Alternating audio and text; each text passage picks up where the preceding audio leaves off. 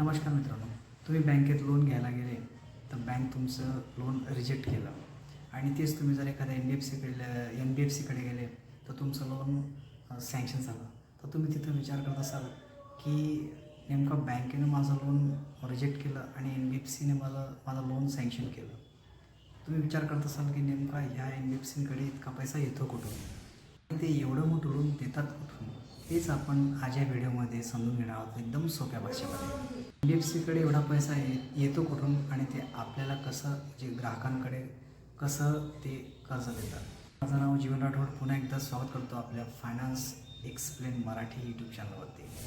N बी F C म्हणजे non banking financial company. या संस्था बँकेसारख्याच असतात, पण ते सेविंग अकाउंट, करंट अकाउंट ठेवण्याची परवानगी यांना नसते.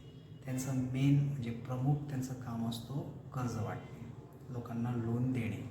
आता नेमकं एन बी एफ सी एवढे पैसे आणते कुठून? एन बी एफ सी काय करते, मोठमोठ्या बँकांकडून कर्ज घेते आणि ते ग्राहकांना लोन म्हणून देते उंच व्याजदराने. म्हणजे जर त्यांना समोरच्या बँकांनी, गव्हर्मेंट बँकांनी, आर बी आयने त्यांना जर समजा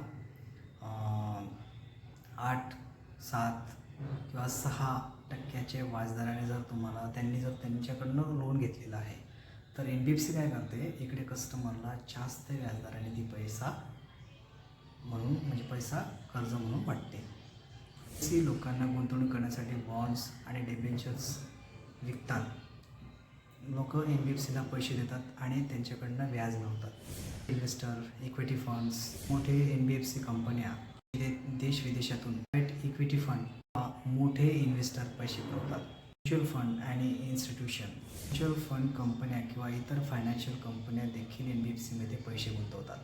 एन बी एफ सी काय करते, हा पैसा, कर्ज घेतलेला पैसा ग्राहकांना कर्ज म्हणून देतात. त्यांनी भरलेल्या EMIच्या व्याजातून त्यांना नफा मिळतो. मूळ रक्कम पण परत मिळते. सायकलमधूनच एन बी एफ सी पैसा म्हणजे प्रॉफिट कमवत असते. जे एन बी एफ सी काही पैशात सापत नाही, ते पण कोणाकडून तरी त्यांनी कर्ज घेतलेलं राहतं आणि तेच पैसा तो ग्राहकांना ते लोन म्हणून देतात. व्हिडिओ आवडला असेल तर चॅनलला लाईक, सबस्क्राईब करायला विसरू नका. धन्यवाद.